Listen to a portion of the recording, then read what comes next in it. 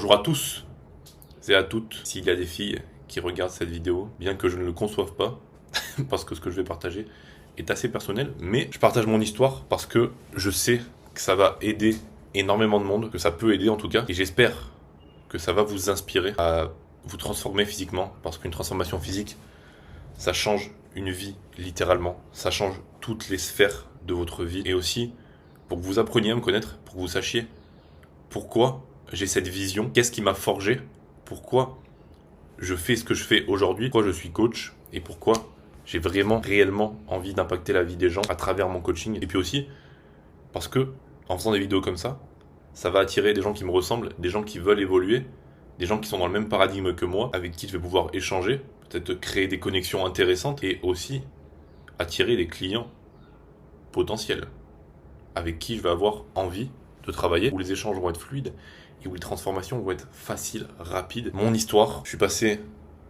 d'une shape très mid, j'étais skinny fat les gars, à cette shape là en quelques années. Tout le monde peut le faire, puisque j'avais clairement pas la meilleure des génétiques. J'ai clairement pas encore aujourd'hui la meilleure des génétiques. Arrêtez de vous brider à propos de la génétique. Tout le monde peut avoir un physique, un très bon physique, un physique musclé, esthétique, athlétique. C'est pour ça que je vous partage tout ça. Tout le monde peut le faire, inspirez-vous. Je ne suis pas le seul à l'avoir fait. Si quelqu'un d'autre peut le faire, vous pouvez le faire. Et vous allez le faire. Allez, on passe à mon histoire. Let's fucking go. Mes débuts. D'où part tout ça? D'où tout ça part? Tout ça part de mon enfance. J'étais mignon à l'époque. Enfin, ça dépend de quelle photo on regarde. J'étais plutôt changé, j'ai vieilli un peu. Vous allez comprendre où je veux en venir en vous montrant mon enfance. Le manque d'attention, l'origine de mon moteur intérieur.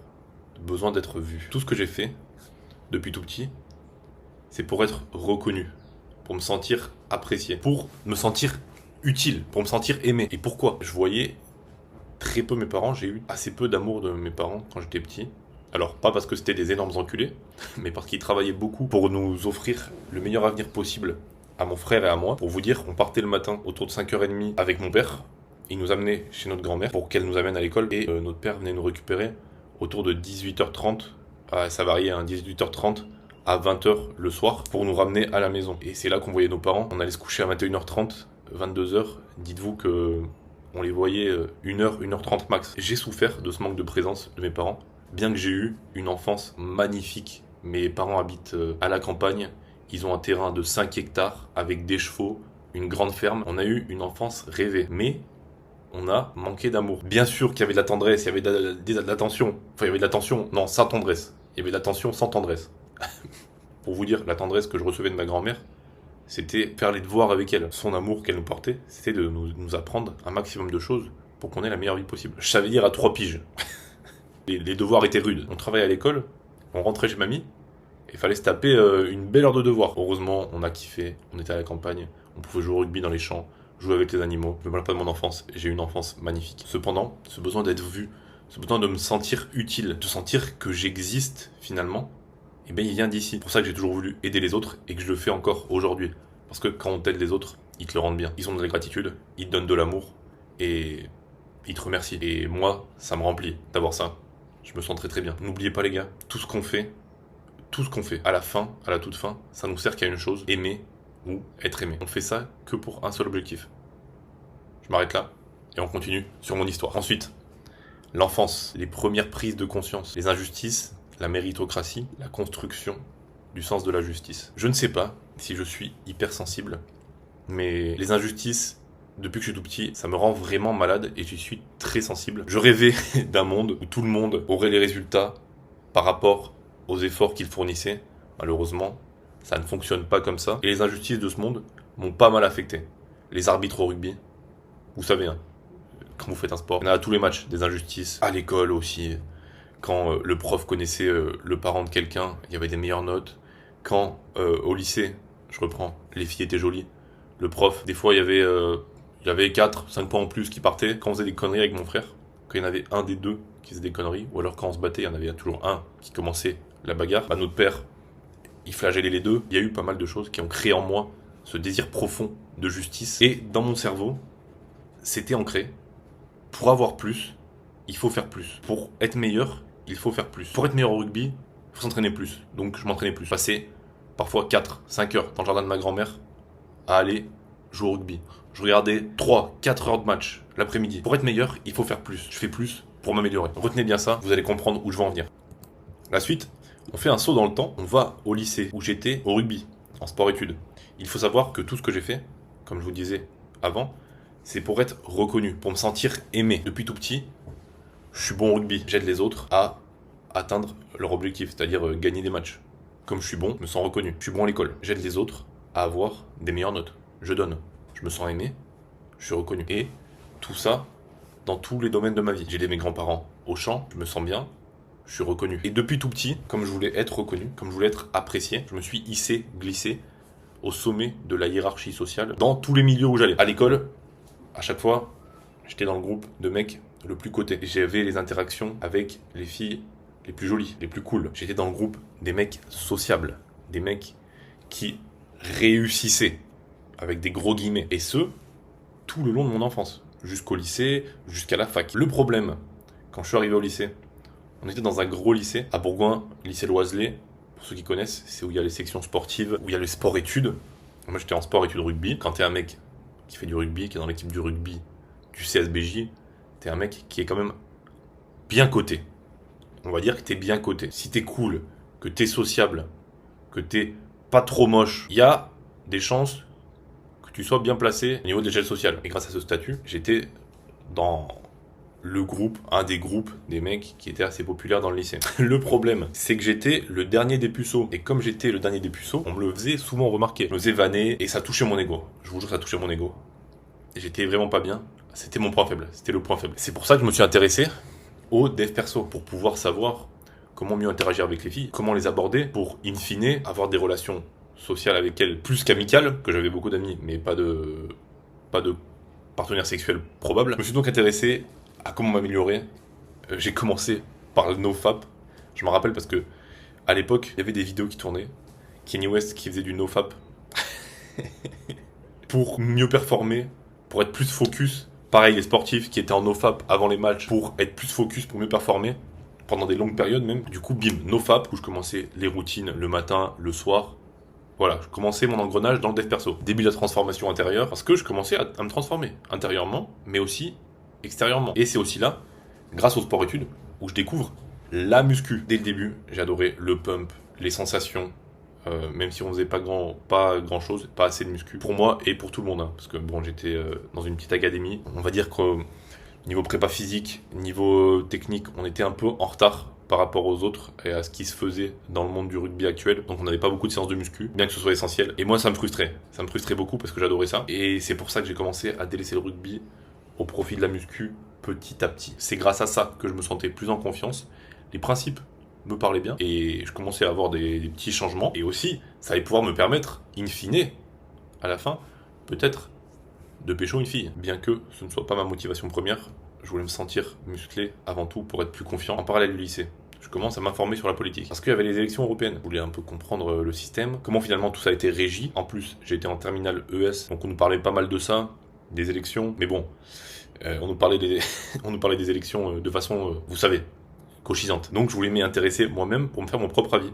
Et du coup, j'ai commencé à m'intéresser à la politique, à regarder des mecs de droite, de gauche, enfin de tous les milieux, parce que pour moi, c'est comme ça qu'on se renseigne réellement sur quelque chose. C'est en ayant une vision globale et pas en écoutant qu'une seule personne en ce qui concerne la politique, qu'un seul parti. Et j'ai eu des prises de conscience, parce qu'en parlant avec les adultes, en parlant aussi avec les gens de mon âge, c'était très, très perfectible, hein. Leurs avis évidemment.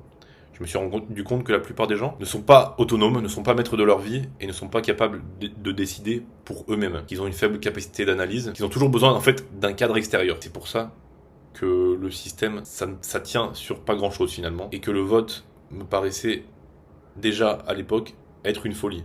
Parce que attends, un mec qui ne se renseigne pas, qui n'y connaît absolument rien, il a le même droit que moi. Son vote compte un vote et moi ça compte un vote. Attends, le SDF qui boit des canettes de 8-6, qui a les papiers français, qui peut aller voter, son vote vaut le même vote que moi? Attends. En fait, tout le monde suivait le troupeau, que personne n'était informé. Là, par exemple, dans cette élection-là, moi j'avais lu tous les... c'est la seule fois où j'ai voté de ma vie d'ailleurs. J'avais lu tous les programmes, je m'étais renseigné, J'avais voté pour le programme qui était le plus aligné avec mes valeurs, qui me paraissait le plus logique en termes d'évolution sociétale. Parce que personne n'a fait comme ça. Tout le monde a voté pour celui qui allait passer, ou celui que ses parents disaient que c'était bien, que son oncle qui se connaissait en politique a dit ok, c'est lui qu'il faut voter. En fait, tout le monde suivait le troupeau, personne réfléchissait par lui-même, ce qui va nous amener à la suite, à la confrontation au réel, à la fac. Là, je m'intéresse beaucoup plus à l'état du pays. Pourquoi ? Parce que je viens de me faire virer de mon club de rugby. J'ai fait des détections, j'ai été pris dans des autres clubs. J'ai été pris, pour ceux qui connaissent, à Nice, à Nevers, donc Pro D2 national, en espoir, pour jouer en espoir, en jeune. Mais je me rends compte que je vais pas être reconnu, je vais pas avoir le succès que je veux grâce au rugby, que je voulais. C'était être en équipe de France, c'était être en top 14. Et je me suis dit, bon, il y a très peu de chances que j'y arrive, là, avec ce que j'ai fait, parce que je m'étais pas forcément consacré full focus au rugby. C'était possible que j'y arrive, mais j'avais pas envie de faire ça, j'avais plus envie de faire ça. Je commençais à aimer autre chose. La muscu m'apportait tellement dans ma vie que je voulais plus m'impliquer là-dedans. Bien que j'ai eu du mal à lâcher le rugby. J'étais à 6 entraînements de muscu par semaine, 3 entraînements de rugby pendant 2-3 ans. Et d'ailleurs, je me blessais beaucoup parce que l'hypertrophie, conjointement au rugby ou à un sport, c'est pas... En fait, l'hypertrophie ne prépare pas physiquement à un sport. Du coup, j'avais beaucoup de pètes et c'est ce qui m'a poussé à arrêter le rugby. Et cette confrontation réelle, elle m'a appris beaucoup de choses. C'était en plus pendant la période du Covid. Donc, vous comprenez, vous commencez à comprendre. Je comprends que personne ne viendra me sauver, que le système est trop gangréné, que les gens au sommet de la hiérarchie en tirent beaucoup trop de profit pour que ça change. Je réalise aussi que le progressisme, tous les dogmes actuels, ça va totalement à l'encontre de notre biologie, de notre structure naturelle, que c'est pour ça que la société va mal. On essaye d'inverser les rôles. Les hommes sont castrés, timorés et sont incapables d'assumer leur rôle alors qu'ils sont censés être le socle de la société. On a besoin des femmes pour avoir une société saine, évidemment, mais on a besoin des hommes également. Et là, on essaye de les effacer. Et à cette époque, je suis clairement en quête de sens. Comme je vois que personne viendra me sauver, je me plonge dans l'ultra-discipline. Bercé par le dev perso, je commence les douches froides. J'en ai fait pendant 4 ans, les gars. 4 ans. J'ai loupé 3 jours. Je commence les routines, méditation, gratitude, lecture. Le matin, le soir aussi avant de me coucher, j'avais mes routines. C'était lourd. C'était lourd pour vous dire. J'avais 1h30 de trajet pour aller jusqu'à la fac. Je commençais les cours à 8h. Je devais me lever à 4h45 ou 5h. Ça dépendait des matins. Pour faire des choses qui me vidaient de mon énergie. Ça m'aidait pas, j'avais de la friction à le faire en plus. Mais je continuais sur ce chemin à m'améliorer.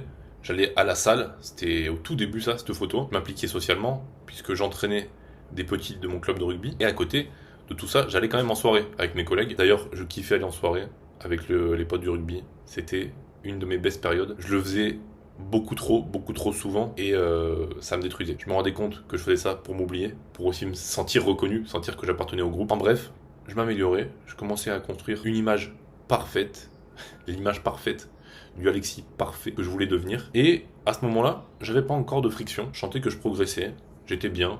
Mon physique commençait à exploser. Je vous mettrai une photo au montage, je l'ai pas mis sur ce doc. J'ai intensifié ces routines, notamment à la fin de la fac, en L3, et quand je suis parti à Bayonne pour mon stage de DU de prépa physique, parce que je voulais devenir prépa physique. Enfin, en fait, non les gars, j'ai toujours voulu être coach sportif, mais je me suis menti à moi-même pour pouvoir faire plaisir à mes parents, être bien reconnu à leurs yeux, être reconnu au sein de la société aussi. Je me suis pas écouté pendant longtemps, que ce soit professionnellement ou aussi dans ma vie de tous les jours. C'est pour ça que j'ai failli burn out et que je vous conseille impérativement de ne pas faire comme moi. Je me suis donc enfermé dans mes routines encore plus à Bayonne. Je me suis coupé de toutes les relations qui, pour moi, me downgradé, qui ne me servait plus, et je suis parti à l'autre bout de la France. Pourquoi ? Parce que j'avais une belle opportunité de stage dans une belle ville, dans un beau coin de France. Le Pays Basque, c'est magnifique les gars, mais ça m'a pas aidé parce que je vivais dans un environnement, j'étais au Galeries Lafayette le matin, j'allais à mon stage l'après-midi, j'étais ultra reconnu socialement. Ces routines, ce cadre-là, c'est ce qui faisait que j'étais bien reconnu. Donc ça m'a poussé dans ma pente. Je traquais évidemment mes cales, mes macros. J'étais passé à 18 000 pas par jour. Des fois, j'allais marcher la nuit